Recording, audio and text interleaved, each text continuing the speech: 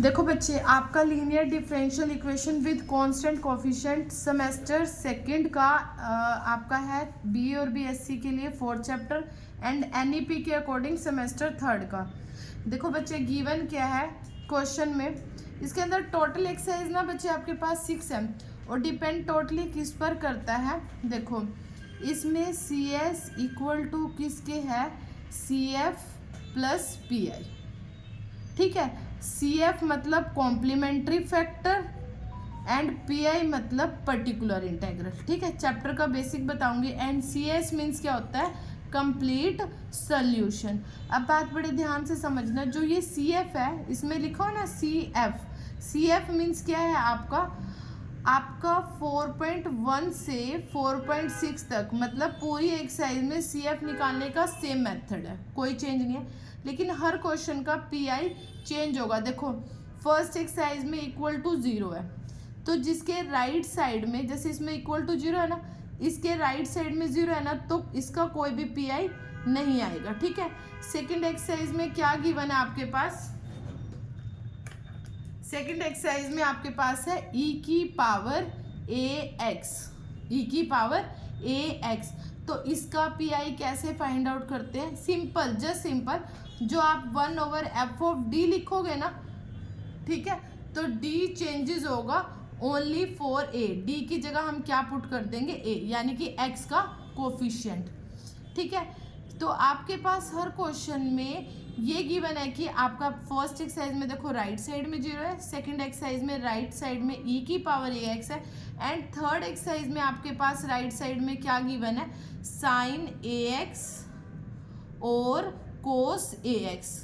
ठीक है, चैप्टर का बेसिक बता रही हूँ, मतलब just introduction.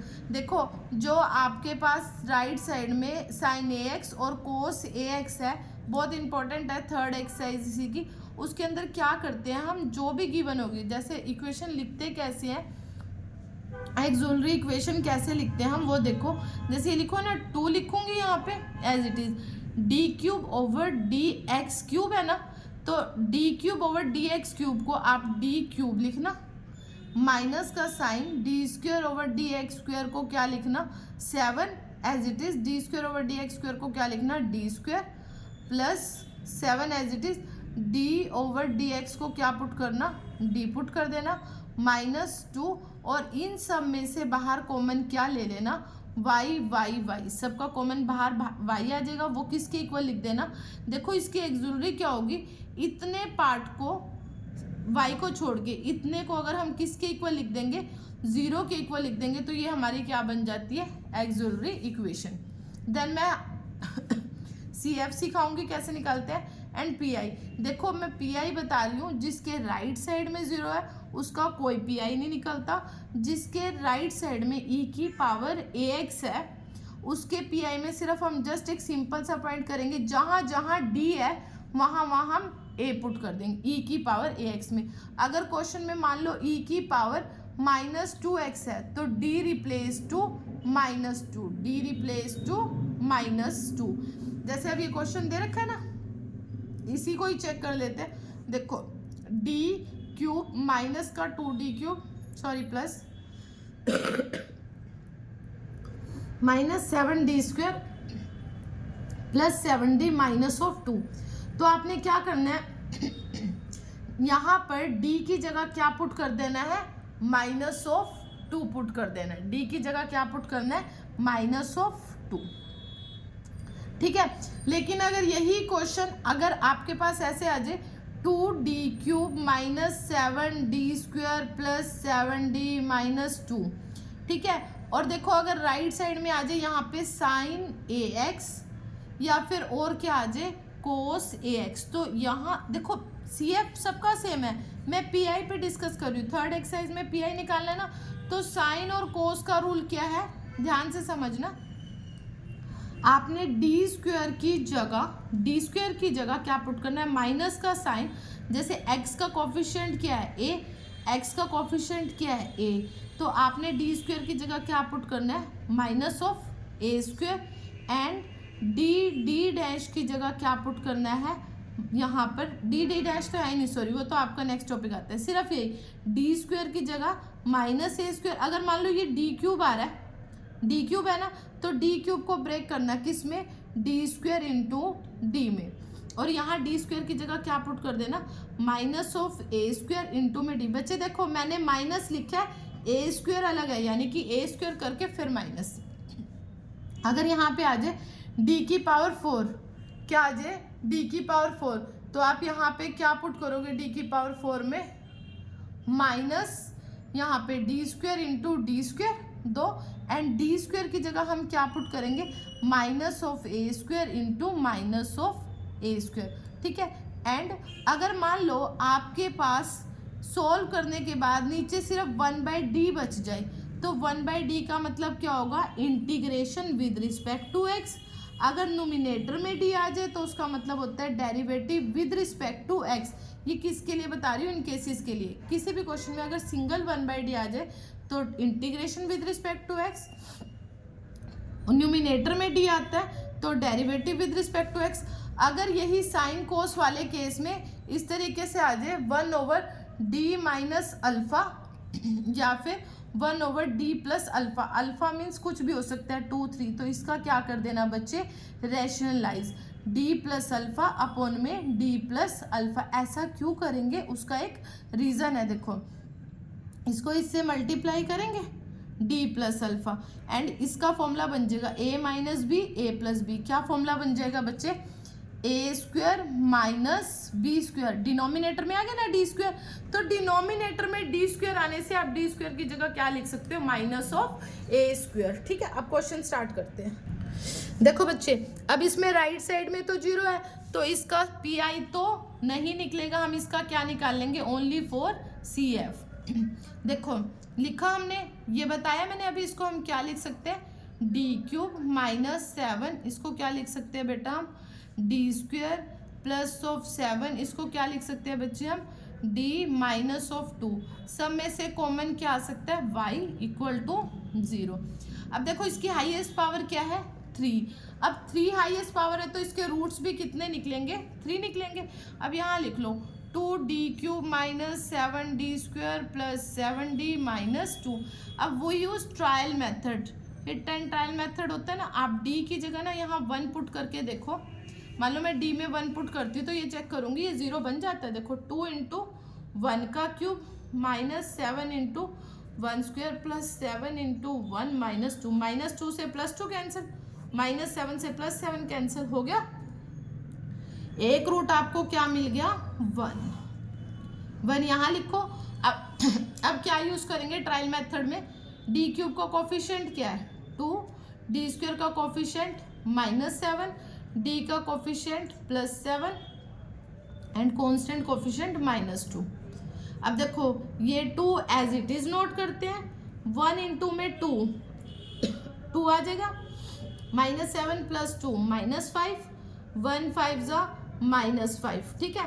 And plus 7 minus 5 क्या होगा, प्लस ऑफ 2, 1 2 जा 2।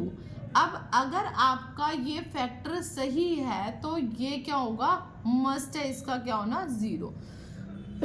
ये देखो इसकी हाईएस्ट पावर कितनी थी, 3 थी, अब ये 2 में कन्वर्ट हो जाएगा, 2d square minus 5d plus constant. लिख ले यहाँ पर, देखो क्या इक्वेशन बनी, 2d square minus 5d plus क्या बना था यहाँ पे माइनस 2 इक्वल टू 0, यही बनी थी ना, प्लस 2, चलो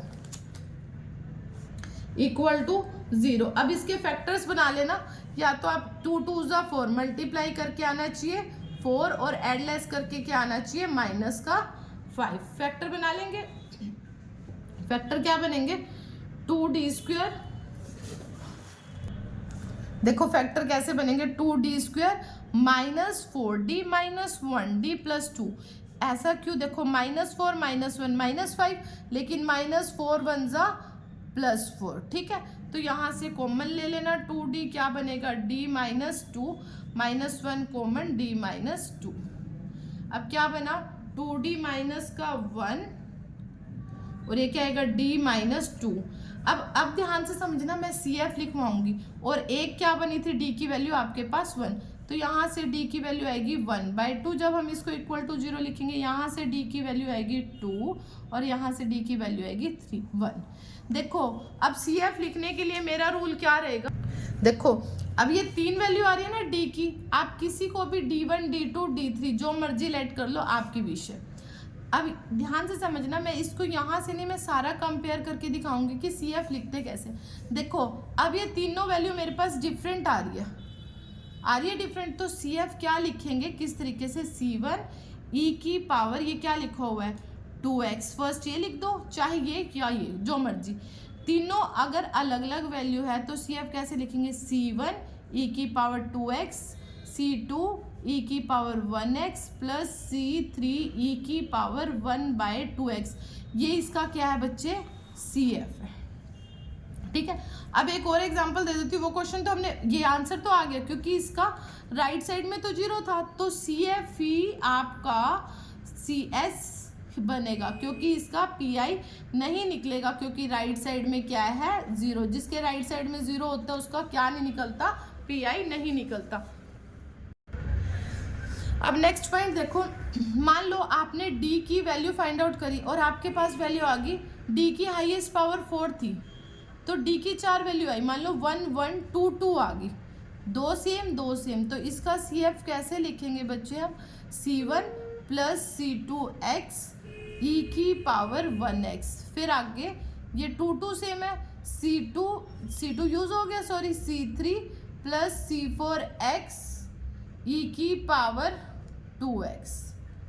ठीक है, उसके बाद देखो अगर मान लो हमारे पास D की वैल्यू आ रही है 1 2 2 या -1 ले लो, देखो दो सिमिलर है, एक डिफर है, जो आपकी डिफर है उसको आप ऐसे लिख देना, C1 e की पावर माइनस का 1x plus C2 plus C3x e की पावर 2x।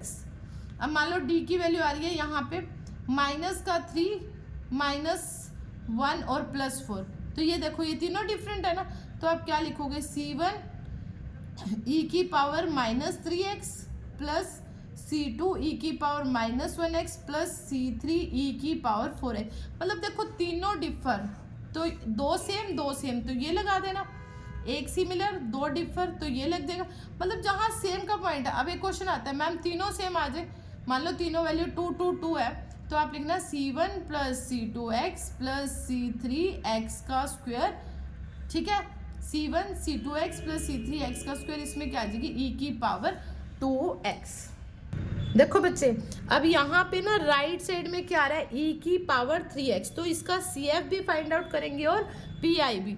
देखो क्या लिखेंगे इसको, d² प्लस 6d, क्योंकि d/dx को d प्लस 25, सब में से कॉमन क्या ले लेंगे, y ले लिया, इक्वल टू 105 e की पावर 3x।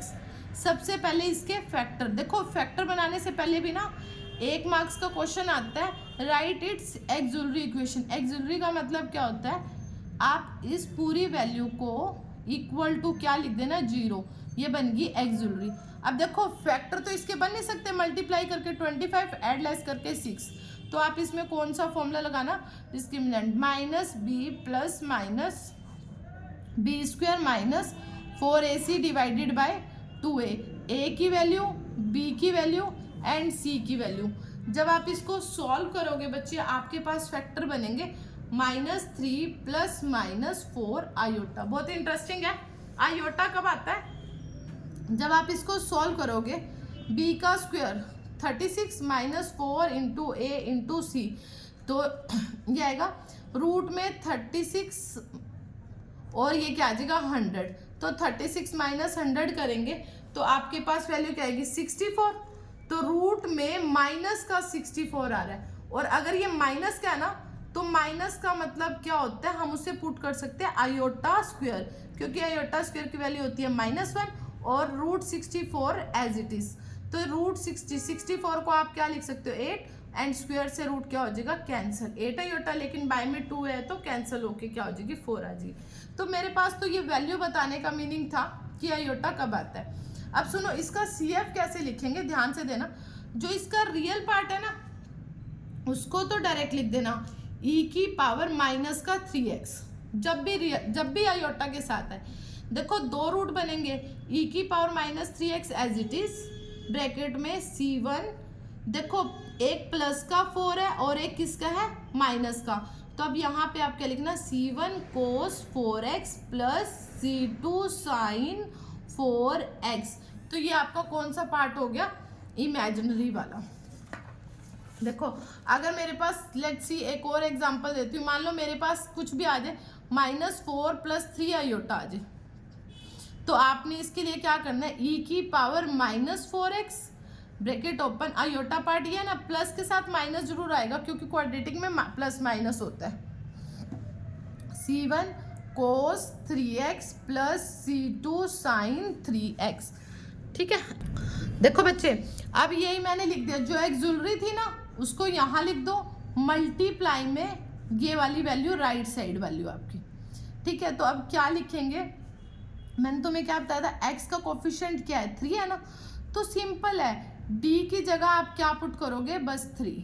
x का कोफिशिएंट +3 है तो +3, माइनस है तो माइनस। अब यहाँ क्या पुट करेंगे, d की वैल्यू क्या है 3 स्क्वायर प्लस 6 इंटू में 3 प्लस 25 104 इंटू ई की पावर 3x।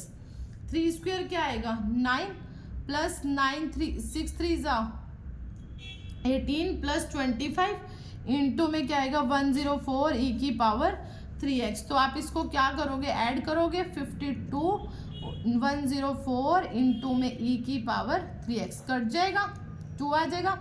ये देखो ये आपका क्या आ गया, PI और CF मैंने लिख ही दिया था, क्या था CF आपका, ये बनी थी ना वैल्यू, ई की power -3x C1 cos 4x plus C2 sin 4x। CS क्या होगा आपका, CS CF प्लस PI दोनों को प्लस करके लिख देना, आपका क्या आ जाएगा CS, इसका कंप्लीट सोल्यूशन। देखो बच्चे नेक्स्ट क्वेश्चन क्या है, सिमिलर, इसमें हम क्या पुट करेंगे, d², देन ये क्या होगा -6d और उसके बाद क्या होगा +9, सब में से कॉमन क्या आ जाएगा, y कॉमन आ जाएगा और ये क्या लिख देंगे e की पावर 3x। देखो a क्या है इसका, इस वैल्यू को किसके इक्वल लिख देंगे, 0 के। तो यहाँ से d-3 का होल स्क्वायर बन रहा है, a² plus b² -2ab, otherwise factor बना लेना। तो यहाँ से d की दो वैल्यू आ रही है 3 3, दोनों सेम है। CF क्या लिखेंगे अगर सिमिलर है तो, CF क्या आएगा C1 प्लस C2x, दो ही है ना वैल्यू सेम, हाईएस्ट पावर भी दो थी, दो ही सेम आई है, इंटू में e की पावर 3x। CF मिल गया। अब हम क्या फाइंड आउट करेंगे, इसका PI, क्या फाइंड आउट करेंगे PI। देखो PI क्या करना है, एक्सुलरी को डिनोमिनेटर के 1 के डिनोमिनेटर में लिखो d² -6d प्लस 9 और यहाँ राइट साइड में क्या दे रखा है, e की पावर 3x, वो पुट कर दो। अब देखो राइट साइड में e की पावर 3x पुट किया, x का कोफिशिएंट क्या आ रहा है आपके पास 3 है ना, तो x की जगह क्या पुट कर दो 3। तो क्या लिखेंगे 3 का स्क्वायर -6 इंटू 3 प्लस 9 ई की पावर 3x। अब देखो 3 का स्क्वायर क्या होगा 9, 6 3 18 प्लस 9 ई की पावर 3x। देखो +9 प्लस 9 प्लस 18 -18 कट गया, अब ये बन गया 0। तो इस केस को हम क्या बोलते हैं, केस ऑफ फेलियर, क्या बोलते हैं, केस ऑफ फेलियर। और इसका रूल क्या बनता है, बहुत सिंपल सा, x से मल्टीप्लाई करो 1 के अपॉन में जो ये जिससे ये बना, आपने देखो वैल्यू किस में पुट करी थी, इसी की पुट करी थी ना, मतलब 3, तो इसका डेरिवेटिव कर देना simple with respect to d² का डेरिवेटिव 2d, 6d का डेरिवेटिव 6 और 9 का डेरिवेटिव 0। ये आ गया x एज इट इज। अब देखो दोबारा पुट करो x की जगह 3, 2 3 6 -6, ये फिर से केस ऑफ फेलियर बन गया, 2 3 6 -6 क्या बन गया, केस ऑफ फेलियर। देन दोबारा x से मल्टीप्लाई करो, एक x ऑलरेडी गिवन था, एक x और ले लो, x इंटू x x² 1 के अपोन में इसका डेरिवेटिव कर दो। 2d का डेरिवेटिव क्या आएगा 2 एंड 6 का डेरिवेटिव 0। अब बचा ही नहीं पुट करने के लिए, तो क्या लिखेंगे? बात समझ में आई मैंने क्या बोला? आपने x की जगह 3 प्लेस किया, यहाँ पे जैसे ही आपने 3 पुट किया ये सारा कट गया, तो ये बोल दिया हमने केस ऑफ फेलियर। देन इसका डेरिवेटिव करो, डेरिवेटिव हो गया। देन डेरिवेटिव करने के बाद दोबारा x की जगह 3 पुट किया तो भी केस ऑफ फेलियर बन गया। अब यहाँ डेरिवेटिव दोबारा पुट करने पर मेरे पास वैल्यू तो 2 ही आई है, तो नीचे कुछ है ही नहीं पुट करने के लिए, तो ये इसका क्या बन जाएगा पी आई पूरा कंप्लीट। और ये इसका क्या बन गया था C F plus P I equal to क्या हो जाएगा सी एस। समझ आ गई बच्चे? देखो अब क्वेश्चन नंबर 3, यहाँ पे हाईएस्ट पावर क्या गिवन है डी क्यूब प्लस 1 कॉमन ले लो, y और y कॉमन आ जाएगा, इक्वल टू किसके 3 प्लस ई की पावर माइनस एक्स प्लस 5 ई की पावर 2x। देखो एक्सुलरी क्या बनेगी डी क्यूब प्लस 1, इसको इक्वल टू 0 पुट कर दे, 1 को क्या लिख सकते हैं 1 का क्यूब। अब बच्चे देखो इसमें फैक्टर बनाने हैं, लेकिन फैक्टर बनाने से पहले हमें एक फॉर्मूला पता होता है A cube plus B cube, वो फॉर्मूला अप्लाई कर दो। A cube plus B cube का फॉर्मूला क्या होता है बच्चे A plus B A square plus B square minus A B. ठीक है, अब यहाँ से तो डी की वैल्यू क्या आएगी -1, इसकी क्वाड्रेटिक के फैक्टर बना लेना, क्या बनेंगे D square minus D plus 1। Factor बना के आपके पास वैल्यू क्या आएगी 1/2 प्लस माइनस आयोटा √3/2। आपको पता ना आयोटा कब आता है अगर रूट में माइनस आ जाए। फैक्टर बना लेना। देखो एक रूट ये मिल गया और एक यहाँ से प्लस का और एक थर्ड यहाँ से माइनस का। सी एफ कैसे लिखेंगे इसका C1 ई की पावर -1x, ये तो इसके लिए लिख दिया। एंड ये देखो ये इसका रियल पार्ट है, इसको सीधा लिखेंगे क्या ई की पावर 1/2x रियल पार्ट। ठीक है, ब्रैकेट ओपन। ये देखो आयोटा वाला पार्ट है ना, यहाँ पे क्या लिखेंगे C1 यूज कर चुकी हूँ, C2 √3/2x sign, sorry C2 sign, पहले कोस लिखो, C2 cos √3/2x plus C3 sine √3/2 into में x। जो इमेजिनरी पार्ट होता है ना प्लस माइनस, यहाँ पे लिखा e की पावर 1/2x C2 कोस के साथ प्लस C3 साइन के साथ। देखो अब इसका क्या फाइंड आउट करेंगे पी आई कैसे निकालेंगे? अब इसमें एक टर्म नहीं है 3 टर्म्स है, फर्स्ट सेकेंड थर्ड, लेकिन पॉइंट फिर से इजी है। देखो क्या लिखेंगे डी क्यूब प्लस 1 लिखा, ये क्या लिखा हुआ है 3। अगर कोई भी कांस्टेंट टर्म है उसके साथ क्या लिख देना ई की पावर 0x, बीच में साइन प्लस का, डी क्यूब प्लस 1 ई की power -x plus D cube plus 1 5 into में ई की पावर 2x। देखो x का कोफिशिएंट क्या है 0, तो यहाँ पुट करेंगे 0 का क्यूब प्लस 1 इंटू में 3 ई की पावर 0x। तो 0 का क्यूब कोई इफेक्ट ही नहीं पड़ेगा, ये तो आ जाएगा 1 इंटू में 3 ई की पावर 0x। किसी की भी पावर 0 होती है ना वो 1 होता है। जब भी कोई कॉन्स्टेंट टर्म आए ना 2 3 5 7 11, तो आप उसके साथ क्या लिख देना ई की पावर 0, क्योंकि किसी की भी पावर 0 होती है तो वो 1 बन जाता है। करेंगे क्या, लिखने का फायदा क्या है, देखो x का कोफिशिएंट 0, तो डी जहाँ भी होगा उसकी जगह क्या पुट कर दिया जाएगा 0। अब x का कोफिशिएंट क्या है -1 का क्यूब प्लस 1 ई की पावर -1x। बहुत इंटरेस्टिंग पॉइंट आ गया। -1 का cube -1 plus 1 case of failure. अगर ये केस ऑफ फेलियर बन गया तो 0 लिख देंगे। आपने करना क्या है, इसको x से मल्टीप्लाई, और डी क्यूब का कोफिशिएंट क्या बनेगा 3d² और 1 का कोफिशिएंट 0, और x की जगह क्या पुट कर देंगे -1 3 इंटू -1 का square. And last concept x का कोफिशिएंट क्या है हमारा 2 है ना, तो यहाँ पे क्या लिखेंगे 2 का क्यूब 8 आ जाएगा, 2 लिखेंगे x को रिप्लेस, 2 का क्यूब 8 प्लस 1 5 इंटू में e की पावर 2x। तो यहाँ क्या आ जाएगा 1/9 5 e की पावर 2x। इन सबको ऐड करने का साइन है ही मेरे पास प्लस प्लस प्लस, ये क्या आ जाएगा मेरा पी आई, और सी एफ मैंने निकाल दिया, C S is equal to C F plus P I. Last point बड़े ध्यान से समझना, लास्ट पॉइंट में है क्या गिवन एंड कॉन्सेप्ट क्लियर।